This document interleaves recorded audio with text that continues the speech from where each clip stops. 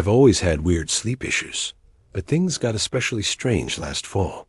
In 2023, after I moved into this old house on Maple Hollow Road, I told my cousin Jenna that I'd been sleepwalking almost every night, but I tried to joke about it so I wouldn't freak myself out.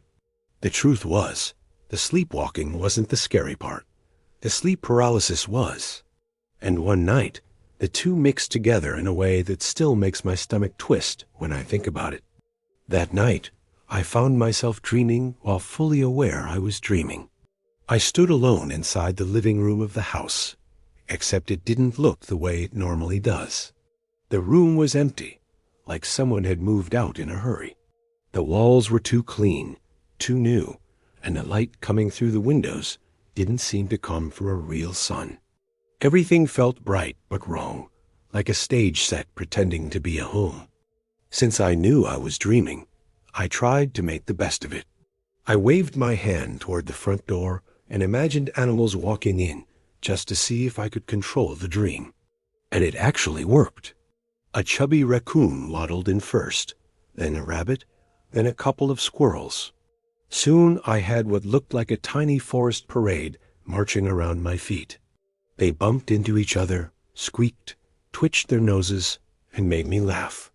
It felt good, like the kind of dream where nothing bad can get close to you. But then everything changed in a single moment. All the animals froze. Every one of them. Their ears shot up. Their eyes pointed toward the hallway behind me. And without making a sound, they all scrambled out the front door as fast as they could.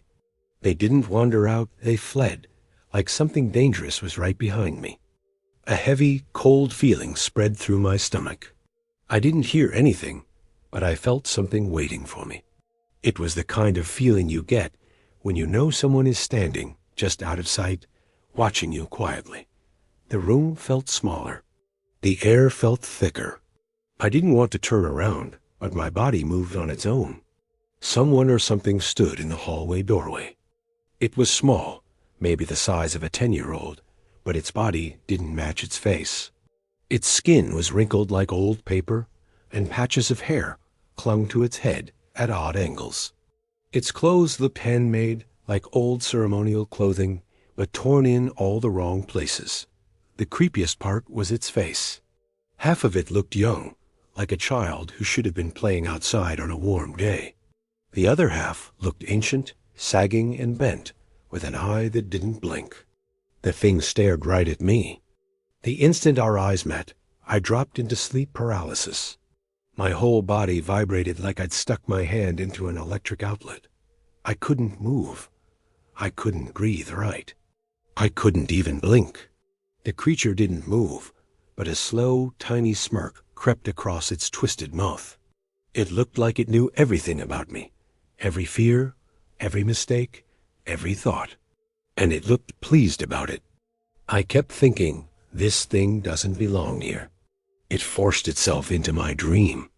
I finally managed to open my real eyes, waking up in my bedroom. But my body still refused to move, as if the paralysis had followed me out of the dream. All I could do was stare at the ceiling and wait for control to come back. It didn't. Instead, I felt myself slide right back into the dream, like falling backward through a hole. Suddenly, I was on the floor of the empty house again. The creature was gone, but the room didn't feel safe. The animals returned, hopping and scurrying around me like before, but I couldn't enjoy any of it. My hands were shaking. Even in a dream, I felt like something had touched a part of my mind it shouldn't have touched. The thing returned 2 more times. Each time, it stood in a different doorway. Each time, its smirk grew a little wider. Each time, the paralysis hit harder, like my body was losing the fight to stay in control. By the 3rd round, I felt tired of being scared. Something in me snapped. Instead of looking away, I looked straight at it. I forced myself to stare into its eyes, both the young one and the old one. The dream zoomed in on its face until its eyes filled my entire world. One eye was completely black, like a hole punched through reality. The other was cloudy and drained of color, but it felt aware, like it understood I was trying to challenge it. Staring into those eyes felt like leaning over the edge of a tall cliff. I kept thinking, if I fall in, I'm not coming back. But I didn't look away. The dream stretched, the creature's breath rasped softly, and I felt its mind pushing at mine. Then everything snapped like a rubber band. I woke up again, really woke up this time, and felt my fingers twitch, then my legs, then the rest of my body. For a week after that, I couldn't shake the feeling that the creature was still nearby. I'd catch myself staring at doorways, half expecting to see it standing there with that awful smirk. And even now, when the house creaks at night, or I hear a soft shuffle of movement down the hall, part of me wonders if it's waiting for another chance to slip back in. Because the scariest part isn't that I dreamed about it. The scariest part is that it acted like it found me first. And it might not be finished. In 2019, when I was living in a tiny apartment in the town of Willowmarsh, I started having these strange episodes that I kept trying to explain away as stress or lack of sleep. My name's Eli, by the way. Back then I was 19, working late shifts at a grocery store and sharing the apartment with my cousin, Jonah. We weren't super close growing up, but we'd gotten comfortable around each other, enough that we didn't hide the weird stuff going on in our lives. And trust me, what I'm about to tell you is very weird. It usually started on nights when I was worn out or anxious. I'd fall asleep fast and suddenly feel like I was awake again, but something was wrong. My eyes would be open, the ceiling would look familiar, the shadows would be in the right places, but my body wouldn't respond. I couldn't move a finger. I couldn't even blink faster if I tried. Then the pressure would hit me. It felt like my whole body was wrapped under a heavy blanket I didn't remember pulling up. And the room would go strangely still, as if everything around me was quietly holding its breath. Everyone who deals with sleep paralysis seems to have their own creepy visitor. Some people get shadow figures. Some hear footsteps or whispering. Mine wasn't that simple. My visitor was a woman, or something shaped like a woman, but she didn't move like one. I called her the Bent Lady. She always wore this loose, torn nightgown that hung off her like wet paper. Her hair was long and black, like someone had dipped it in ink and forgot to wring it out. It covered most of her face, but I could see part of her cheekbone and a single eye peeking through, staring straight at me. And the way she moved. It was like her bones were bending the wrong way, cracking lightly as she climbed out of places no human body should fit. The first time I saw her, she crawled out of my closet. The door didn't open. She just slipped through the gap at the bottom, like smoke turning into a body. Every joint in her arms clicked softly as she shifted her weight, one hand dragging behind her, the other stretched toward me. I couldn't move or shout or even breathe right. She came up close, inches from my face, her hair brushing my cheek. I swear I felt her breath cold and slow. When I finally snapped awake, I bolted upright, gasping like I'd been underwater too long. I turned on every light I could find. I didn't sleep the rest of the night. I tried to tell myself it was just stress, just a dream. But the next time was worse. About a week later, I had an important job interview coming up, and my nerves were wrecked. That night, I drifted into one of those half-dreams again. I felt my mattress under me. I heard Jonah snoring softly in the next room. Everything seemed normal until I felt the bed dip near my feet. At first, I tried to convince myself I imagined it, but the dip became heavier, like someone small was climbing up from under the mattress. I couldn't move. I couldn't look down. All I could do was listen as something scraped along the floor beneath me, slow and steady, like nails dragging through carpet. Then her head slid into view from the side of the bed, her neck bending at an angle that made my stomach twist. Her eye met mine, and the clicking sound started again, sharp, uneven, almost excited. I thought I woke up after that. I really did. I felt myself sit up. I felt the cold air hit my legs as I stood. But when I reached for the doorknob, my knees suddenly gave out, and I sank to the floor like something had cut the strings holding me up. I couldn't move. I was stuck, staring at the bottom of the bed. That's when she crawled out again. This time she didn't hesitate. She moved faster than anything should move, pulling herself toward me with her long fingers, her back arching and snapping like brittle wood. I kept trying to scream, but nothing came out. I felt like I was choking on air. And right when she reached out to touch my face, I truly woke up. I shot upright, heart pounding so hard it shook my whole chest. I grabbed my phone and turned on the flashlight, then the lamp, then the hallway light. I stepped onto the balcony barefoot, just to feel the cold air and convince myself that this time I was really awake. I didn't sleep for 2 days after that. What made things stranger was that Jonah had sleep paralysis too. He dealt with it long before we moved in together. In the 5 years we'd been close again, I'd heard enough about it that I could recognize his episodes. Sometimes I'd wake up to him breathing hard, his eyes open but unfocused, his jaw clenched so tight the muscles shook. I'd put my hand on his shoulder and shake him until he finally snapped out of it. He always thanked me, even though he hated talking about what he saw. I used to feel bad for him. His episodes always sounded terrifying, but for years, nothing weird ever happened to me. Nothing paranormal, nothing strange, nothing I couldn't explain. At least, not until the bent lady decided I was worth visiting. And the creepiest part? Even now, years later, sometimes at night, I hear the soft clicking of joints in the dark like something is practicing moving just behind the wall, waiting for me to fall asleep again. In 2019, I was living with my cousin Maya in a small town called Hollow Creek. It was one of those quiet places where the streetlights flicker for no reason, and the neighbors swear they hear animals that don't live in our part of the state. I was working early shifts at a nearby clinic, which meant I sometimes had to leave the house around 4 in the morning. Because of that, I was always scared I'd oversleep. I'd set 3 alarms, sometimes 4, and I'd still wake up in the middle of the night to check the time. One night, I woke up like usual. The room was dim, and my phone screen lit up my face when I checked it. It was just after 2. I felt relieved, like I'd been given extra time to breathe, and I rolled over to get more sleep. Maya was sleeping on the other side of the bed. We'd gotten used to sharing the room, because the house was old and drafty, and neither of us wanted to sleep alone with all the weird noises the place made. My cat, Nimbus, was curled between us, making his soft, scratchy little snores. Right then, before I even closed my eyes again, I heard this low whispering sound. It didn't sound like wind or breathing.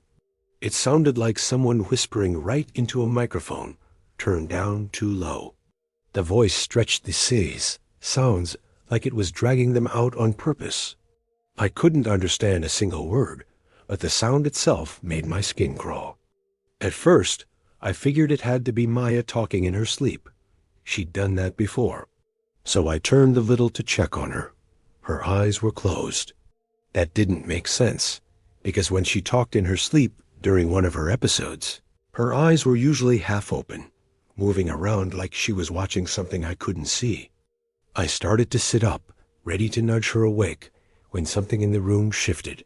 It wasn't a sound, not at first. It was more like the air changed. The way it feels when someone steps into a room, even if you're not looking at them. And then I saw it. Something tall was standing on the opposite side of the bed, taller than anyone I had ever seen. Even though the room was dark, its shape was darker. It looked like someone had carved a figure out of pure shadow and stretched the arms and legs too far, like it had been built wrong on purpose. It was so tall that its head brushed the ceiling, and I swear I saw it bend forward just a little, like it had to fold itself into the room. Its outline reminded me of a person, but not in a comforting way, more like something pretending to be a person, but not quite understanding the proportions. And the eyes, those were the worst part. They glowed this deep, hot red, like the coils inside an old electric stove. Not bright, just burning. I froze. I didn't even breathe. Fear hit me so hard, it felt like my heart forgot what to do. I wanted to scream, but the sound never made it to my throat. Nimbus suddenly sat up, stiff as a statue. His ears flattened, and he stared in the same direction I was staring. His fur puffed up so fast, I felt it brush my arm. The figure didn't move at first. It just stared at me with those oven-red eyes. The whispering I'd heard earlier seemed to come from it now, like the voice was leaking from inside its body. Not talking to me, more like talking about me. Then it started to back away. Slowly, way too slowly. It didn't turn around. It just stepped backward without looking away, hunched over like its spine bent the wrong way. With each step, the whispering faded, replaced by this soft scraping sound, like something dragging across the floor, even though its feet didn't seem to touch the ground. It slid out of the doorway and disappeared into the hallway. The shadows seemed to swallow it up. The whole thing lasted maybe 15 seconds, but it felt like it went on forever. As soon as it was gone, I reached over and shook Maya awake. She shot up, gasping, like she'd been drowning. Before I could even tell her what happened, she said, "They were everywhere." I asked what she meant, and she said she'd been trapped in one of her episodes. She couldn't move, but she could see the room filled with shadowy figures whispering to her. They were leaning over her, crowding around her, repeating things like, "We see you, and you don't leave," and worse things she didn't want to repeat out loud. She said she felt something huge standing right over her. She couldn't open her eyes, but she knew it was there. She said she somehow knew the moment I sat up, because the shadows around her reacted, like they didn't want me to notice them. When I described the tall figure I saw, she went pale. She kept shaking her head, saying, "That's the one. That's the one I felt. The tall one." We stayed awake the rest of the night with every light on. Nimbus wouldn't stop staring at the doorway, like he was waiting for something to come back.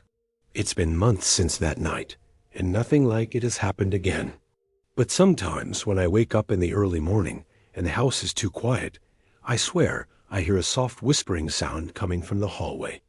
I tell myself it's just the old house settling, but I never, ever look toward the doorway when I hear it, because I'm scared the red eyes will be waiting for me again, glowing just bright enough to let me know it never really left. I should probably start by saying this took place just a few nights ago, in 2024, in a little apartment my cousin Leo and I share in a quiet town called Maple Harbor. It's the kind of place where nothing exciting ever happens. People walk their dogs, kids ride bikes, and the loudest thing you usually hear at night is someone's air conditioner rattling against a window. So trust me, I wasn't expecting anything strange. And honestly, I thought my sleep paralysis days were long behind me. I used to get it sometimes when I was a teenager, but it had been years since anything weird happened. I figured I'd grown out of it. But that night reminded me that some things don't care how old you are. Leo and I had fallen asleep on the living room floor because the summer heat upstairs was unbearable. We made this little sleeping setup with blankets and pillows spread across the carpet. We weren't doing anything special that night, just watching old movies and complaining about the heat until we both passed out. Sometime in the middle of the night, I started drifting awake. You know that half-dreaming, half-awake feeling where your brain is foggy and the room still feels unreal. That's where I was. I opened my eyes just enough to see Leo lying a couple feet away, turned on his side and facing me. The street light from outside was shining through the blinds, leaving those striped shadows across the room. I tried to shift a little, maybe stretch or move closer to my blanket, but nothing happened. My arms didn't budge. My legs felt like they were glued to the floor. Even my jaw was frozen in place. That heavy, sinking panic hit me right away, because I knew exactly what was happening. Then the room got quiet. Not normal quiet, this strange, pressing quiet, like someone had sucked all the sound out of the air. The clock on the wall should have been ticking, but I didn't hear it anymore. Even the humming refrigerator in the kitchen felt like it had died. I could only hear my pulse thudding in my ears, slow and heavy. That's when I saw her. She wasn't there at first. I swear she wasn't. But when I blinked, or thought I blinked, because I couldn't actually move, she was suddenly behind Leo, an old woman. At first, she looked like a shadow, hunched over and still, but as my eyes adjusted, her features came into focus. Her skin looked thin and pale, stretched too tightly over her bones, like paper about to tear. Her hair hung in long, tangled strands that brushed against Leo's shoulder, even though she wasn't touching him. The most unsettling part, though, was her eyes. They were cloudy, like she hadn't blinked in years, but they were wide open and staring straight at me. I tried to tell myself she wasn't real. I whispered it in my head over and over, but the words felt weak, like they were dissolving before they could settle. And then she moved. Not fast, not slow either. It was this strange, dragging glide, as if she didn't really know how to walk anymore. She stepped around Leo and started crawling toward me. The movement wasn't natural. Her elbows bent the wrong way. Her legs dragged behind her like dead weight. The sound of her hands scraping the carpet made my stomach twist. I would have screamed if I could have. Her face came closer, and I felt her breath, this cold, stale air that didn't smell like anything living. Her fingers inched toward my throat. They were crooked, knobby things, almost twig-like, but they pressed into my skin with surprising strength. My chest tightened. I could feel tears gathering at the corners of my eyes, but they wouldn't fall because I couldn't move. Just then, Leo's eyes snapped open. For a tiny moment, I thought he saw her too. His eyes went wide, but later he told me he woke up because I was making this awful gasping noise. I didn't hear myself doing it, but he said it sounded like I was suffocating. He said my name, loud at first, then louder when I didn't respond. I felt his hand on my shoulder, shaking me hard, and the old woman's face twisted, like she was annoyed he'd interrupted something. Her fingers tightened around my throat, and I could feel my heartbeat fluttering against her grip. And then, just as Leo pulled me upright into his arms, she vanished. Not in a slow fade, not in a puff of smoke. One moment she was inches from my face, and the next the room was empty again, like she'd never been there at all. Sound rushed back into the space. The fridge humming, the clock ticking, a car passing outside. My scream broke free, shaking my whole chest. Leo held on to me, rocking me gently, trying to calm me down, but my hands were trembling so hard I couldn't even grip his shirt. It took a long time before my breathing returned to normal, even longer before I could talk. The part that bothers me most isn't the hallucination itself. It's that while she was crawling toward me, I could hear something. A whisper, soft and breathy, like dry leaves rubbing together. And even though I couldn't make out all the words, I understood one thing clearly. She knew my name. People online call her the old hag, like it's some kind of joke, but that night didn't feel funny at all. It felt like she was real, or at least real enough to touch me, real enough to breathe on me, real enough to try and take something from me. And sometimes, late at night, when the apartment goes too quiet, I swear I can still hear that whisper again, almost like she's trying to find her way back. Back in 2019, my friend Lena and I took a weekend trip to a small town called Brookvale Ridge. We'd been close since high school, the kind of friends who tell each other everything. So when she asked if I could go with her for a short winter break, I said sure without thinking too much about it. I knew she dealt with sleep issues, but I didn't understand how bad they really were until that trip. Ever since she was a kid, Lena had these awful night terrors and episodes, where her body wouldn't move. She told me once that she'd see a tall, crooked shadow standing near her bed. Other times, she'd picture something crawling across the floor, making soft scraping sounds that felt too real. She laughed it off when she explained it, but her eyes always looked a little lost afterward, like she didn't want to go too deep into it. We booked a cheap room in an old roadside inn, the kind of place with creaky floors, thin walls, and carpets that looked older than both of us combined. The sign outside flickered all night, buzzing like an angry bug, but we didn't care. We just wanted a quiet place to relax. We got some snacks, watched a movie, and talked about dumb memories from school. Everything felt normal and easy. When we finally went to sleep, I drifted off fast. The room was warm, and the heater hummed like a slow heartbeat. I remember thinking it was the most peaceful I'd felt in weeks. Then, maybe 20 minutes later, I heard Lena whisper, "Eli, someone's here." At first, I thought she was joking. Her voice was so soft it barely reached me, like she was trying not to wake whatever she thought she saw. I rolled onto my side and asked what she meant, but she didn't answer the question. She kept staring at the dark corner near the door. "He's standing right there," she said. "Don't you see him?"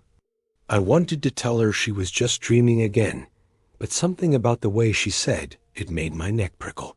The room felt colder than before, like all the warm air had been sucked out. The heater was still humming, but it didn't seem to help. Then she started shaking and whispering faster. "He's coming closer, Eli. He's moving." Her voice cracked, and that's what really scared me. I sat up quickly, and the moment I did, the room seemed darker than I remembered. Not just nighttime dark, more like the kind where the shadows look thicker, heavier, almost like they're holding their breath. I turned on the bedside lamp, and the soft yellow light filled the room. There was no one there, of course, but Lena was curled up on her side, hugging her knees so tightly I could hear the fabric of her jeans stretching. Her breathing came in shaky bursts. I told her it was okay, that nothing was in the room, but my heart was pounding hard enough that I didn't fully believe myself. To make her feel better, I decided to check the room. I looked behind the curtains, in the little closet, even under the squeaky wooden bed frame. Everything was empty.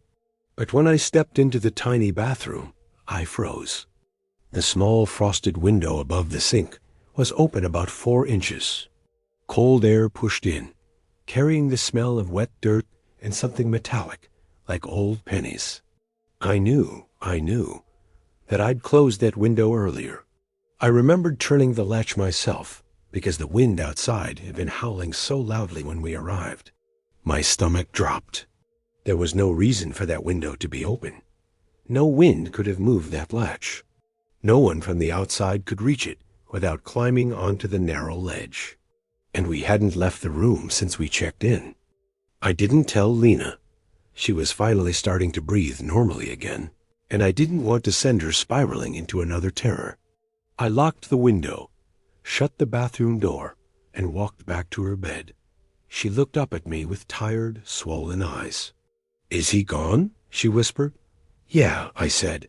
"No one's here." "You're safe." She nodded, but I could tell she didn't believe me either. I pulled a chair close to her bed and stayed awake the rest of the night. The heater kept flickering like it was struggling to stay alive, making this low stuttering sound every few minutes. The shadows in the corners seemed to shift whenever I blinked. Every time a floorboard popped in the hallway or a car passed outside, I tensed up and put my hand over the multi-tool knife I kept in my backpack.